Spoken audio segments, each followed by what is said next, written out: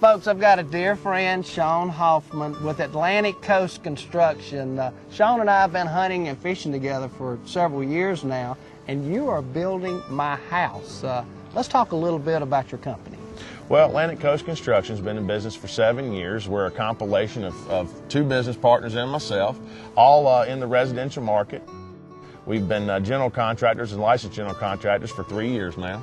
Been well versed in the industry for quite some time. I've been doing it myself for about 20 years, Joey. Explain to us about the green process. Well, green building, in definition, really is one, the planning and staging of a design that reduces the effect on the environment during the process by maximizing the use of our material that you see behind us, minimizing the effect on the environment. That's the first thing. The second thing is you'll see later on that we have spent a lot of time planning and deciding what fixtures, faucets, electrical outlets, appliances that also try to conserve energy and not waste water.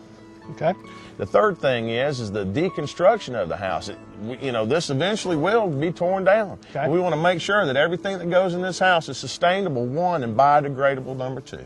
Weyerhaeuser has been a big part of this project since the very first day. Let's talk about that. Well, Weyerhaeuser is an awesome company. They're innovators in the market, and they have been for quite some time, going back to the late 80s, early 90s when they introduced their engineered floor systems, which just completely revolutionized how we build residential houses in America today. A good plan starts with a good design. Weyerhaeuser software is called Javelin. It's spread throughout the market. Anybody that sells a Weyerhaeuser product, from a retailer to me, which is generally the process, has this software in their system. What it does is it tries to minimize the effect that we have on our environment during the process of construction. Okay. Say, for instance, we have a wall that has a certain design that minimizes the use of studs. Well, one less stud means one less tree. Sure. And that's what we're trying to accomplish. Understand. So overall, we'll save money by using their products. That's right. Because it's engineered, and there's a lot to